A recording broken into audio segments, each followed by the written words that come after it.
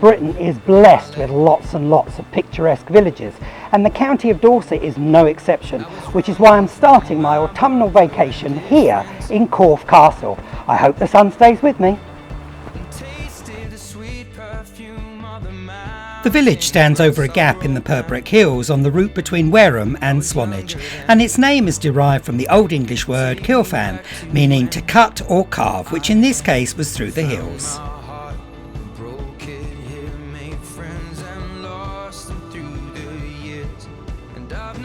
I'm a big fan of the village, which has at its heart the imposing ruins of Corfe Castle, which today is managed by the National Trust. I'm not sure I'd have made a very good soldier in one of these here castles, because it's quite a climb. The castle was built by William the Conqueror in the 11th century and was one of the first castles in England to be built in part using stone rather than earth and timber. Still climbing. In 1572 the castle left the Crown's control when it was sold by Elizabeth I to Sir Christopher Hatton. Keep going, Jezza! 15 years old, smoking and rolled cigarettes, running from the law through the backfields and getting drunk with my friends. I made it to the top, get me, and what a view, it is absolutely spectacular. And it's easy to see why the castle was built here, with these uninterrupted views of the surrounding countryside.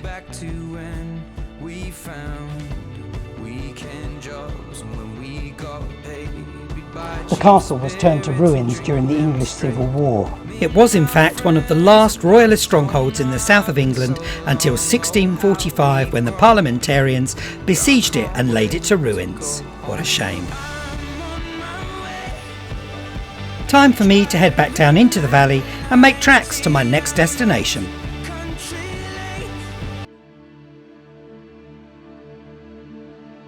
I'm starting my train ride to Swanage at Norden Station rather than Corfe Castle, as the parking is easier.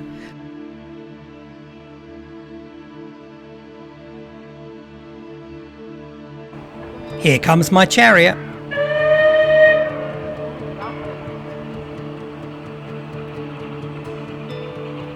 My best friend has joined me for the ride, Gorby, my beagle, who's clearly raring to go.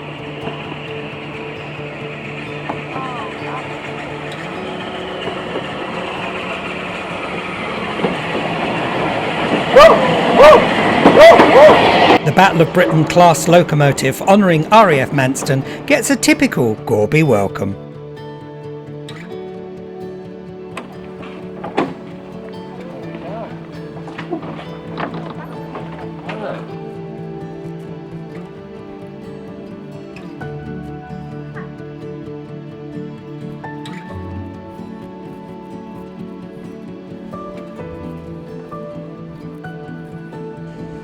The line has been operating as a heritage railway since 1976, and like so many of the country's historic lines, relies on an army of volunteers to keep things moving. Trains from Wareham to Swanage first operated along these tracks in 1885, when the line was opened after 40 years of campaigning by the businessmen of Swanage. Unfortunately, Michael Portillo, I've left my Bradshaw's guide at home. What a mistake to make.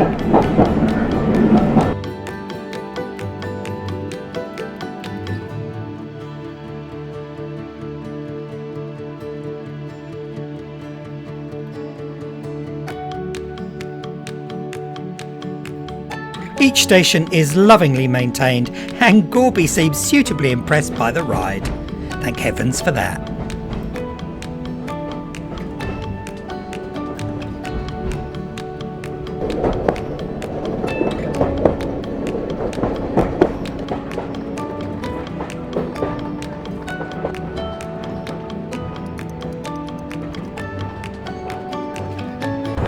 Just now arriving into Swanage, the other end of the line.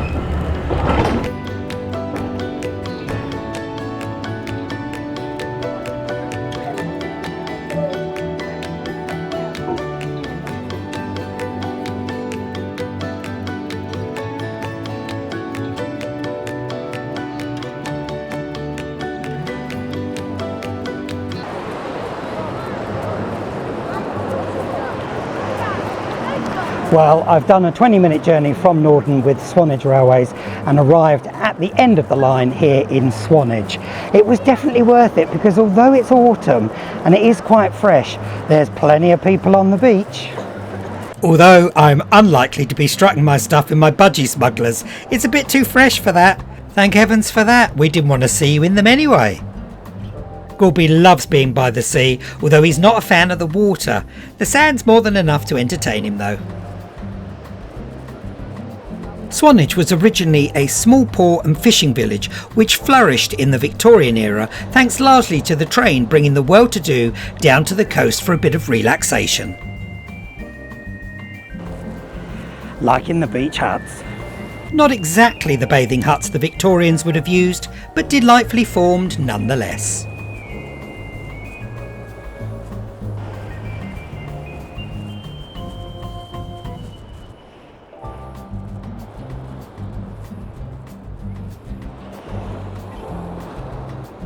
Shall we stop over there, Gorby? It'd be rude not to, wouldn't it? The stick on the doggy one is edible. Oh, is it? Dog chew, yes. Oh, okay, cool. Is that all right? I don't know about you folks, but you can't come to the seaside and not have an ice cream, can you?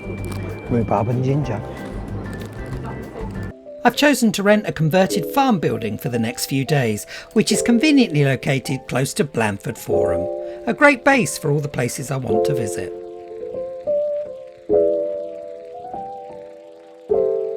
I know, it feels a bit like I'm about to burst into a rendition of Holmes Under the Hammer, but fear not, I certainly won't be.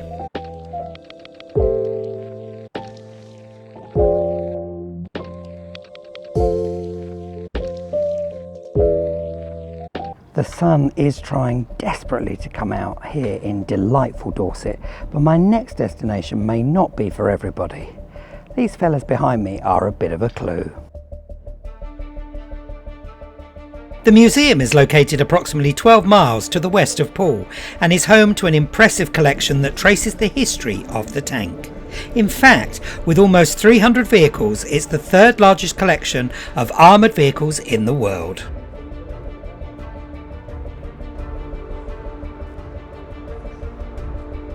I must confess, I'm not really a fan of war and or for that matter any kind of conflict or aggression towards others, but this museum does appear to be a fitting tribute to the men and women who took part in some of the most deadliest engagements in our history.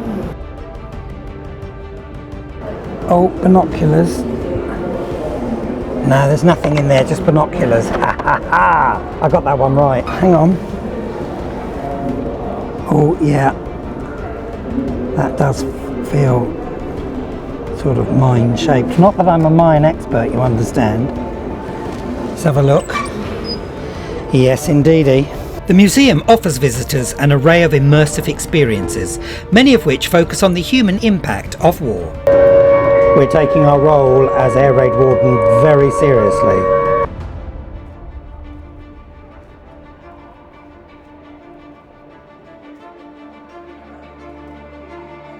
Desert warfare features in several locations around the museum, and the dedicated exhibition to the recent situation in Afghanistan serves as a salient reminder that peace remains a very fragile thing. Perhaps the most poignant part of the museum is here.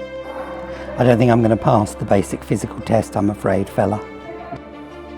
Whilst I jest about my own physical failings, this exhibition really makes you think about the horrors of war. This is trench warfare in the First World War. Fortunately, I failed the basic physical test at the entry, so I've been let off.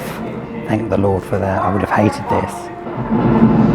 What you can't actually feel at the moment is underneath us. I'm sitting on a tea chest and the bombs are going off above us as though I was in the trench at night, and it's rumbling. It's quite eerie, not very pleasant at all. Hello, this is Captain Teasdale at Ginchy. It's about this hush-hush business. I've had the white tapes laid out as ordered, but are you sure these things can get across the trenches and over the wire? Well, if you're sure, but the ground is terrible out there.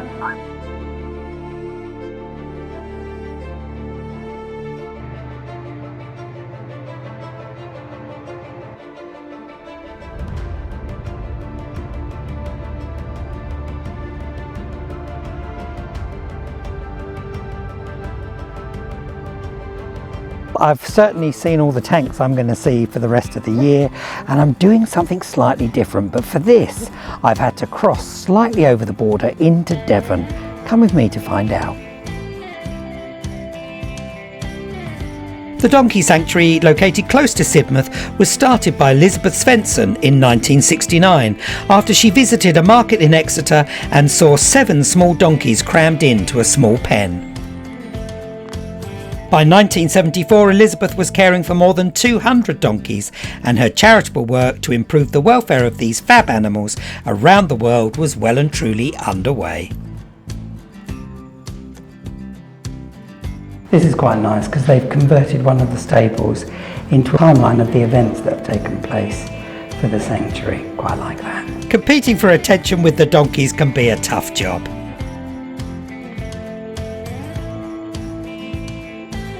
The main reception building houses an excellent exhibition highlighting the work of the sanctuary around the world, to include Africa, where donkeys are still very much a part of farming life.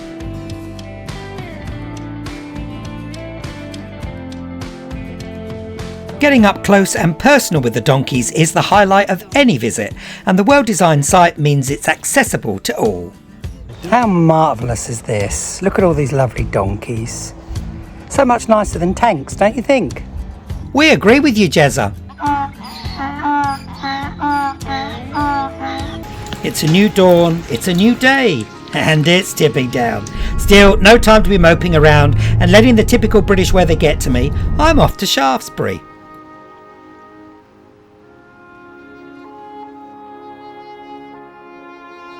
The best laid plans. This is an autumnal break, of course, and I'm actually just surrounded by an electrical storm at the moment. It just went straight off over the top of us. It probably won't happen again now, and you'll think I'm being a lightweight, but hey ho, that's what you get when you come out in the autumn. That fresh bread smells delicious. This quaint town can trace its history back to Anglo-Saxon times, and in 880 Alfred the Great founded a fortified settlement here as a defence against Danish invaders. The weather's taken a turn for the worse. I've had to seek refuge under a tree, it's so bad. And the shame of it is that this is Shaftesbury, which is the only significant settlement on a hill in the county of Dorset, and I was hoping to be able to show you the wonderful views of the Blakemore Vale, which leads down to the River Stour, but that's not going to happen, I'm afraid.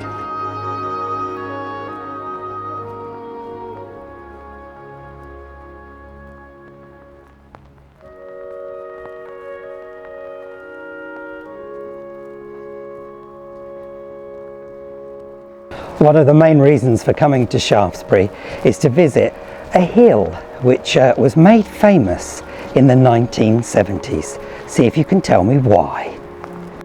This is Gold Hill, and the music is a bit of a clue. You got it. The hill was used by Ridley Scott in his advert for Hovis bread. I might not have a bike, or any bread for that matter, but I must walk up the hill as a homage to the delivery lad.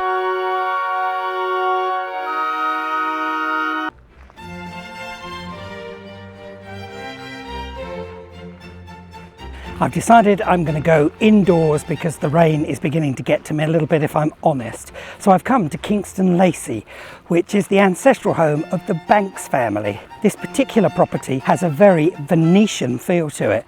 Let's go and have a look inside. This imposing hall became the seat of the Banks family after the English Civil War destroyed their original home of Corfe Castle. The passions and obsessions of William John Banks shaped the Kingston Lacey we see today, after he inherited the property from his late father in 1834.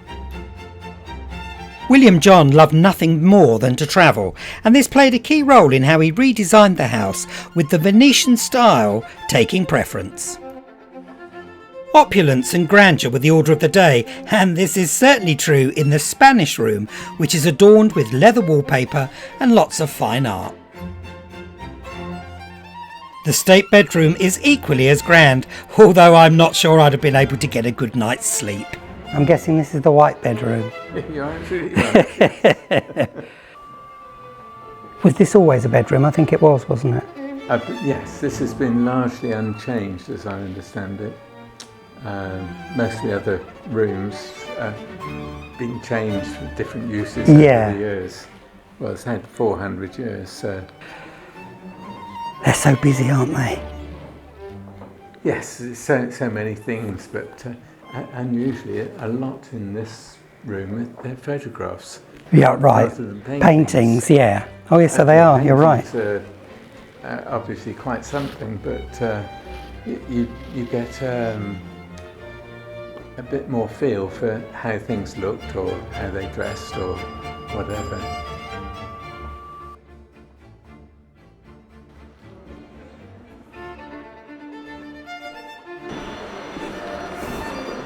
Imagine coming down here in your evening wear, all dolled up for a party. It could be argued that William John's greatest gift to the estate was his collection of Egyptian artefacts, which he collected during his travels along the Nile.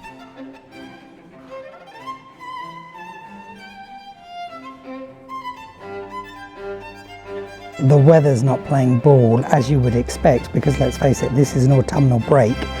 So I've decided, after all the excitement of looking around Kingston Lacy Hall, beautiful building by the way, that I'd have a hot chocolate to warm me up. I'm still supposed to be on a diet. Having indulged in a hot chocolate, time to burn off a few calories, and where better to do that than in the grounds of the hall. The landscape grounds offer visitors an array of experiences, but I'm keen to visit one specific part of the gardens. I think this is my favourite space at Kingston Lacy. This is the Oriental Garden. It's very peaceful and very quiet. With its Japanese theme, this part of the grounds is absolutely bursting with colour at this time of year, and I think I've discovered the perfect spot for some me time.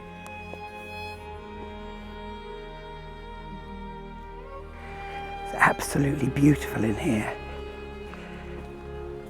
This is known as the silent space, which is why I'm whispering. All these wonderful bamboos. I love it.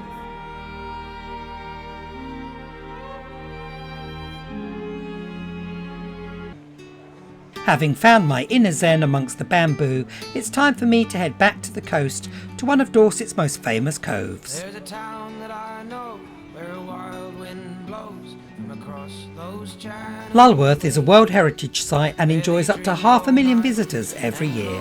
Thankfully, most of them come in July and August. Lulworth Cove, and all the children are hunting for fossils because of course this is the Jurassic coastline. And let's face it, no visit to Dorset would be the same without exploring some of that Jurassic coast. My penultimate stop happens to be one of my favourite seaside towns. Weymouth's history dates back to the 12th century, but it's thanks to the Georgians that the town enjoys some wonderful architecture. The beach is equally as impressive.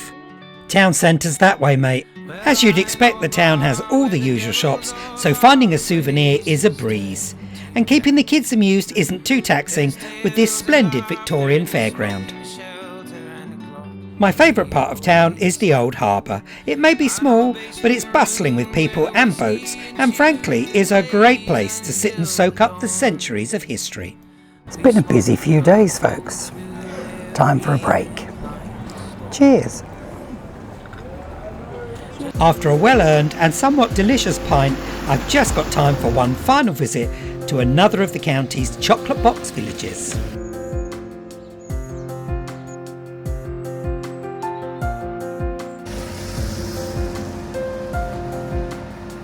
I'm ending my staycation here in Dorset just as it began, in one of the picturesque villages dotted throughout the county. I've really enjoyed myself despite the weather, and I will be back.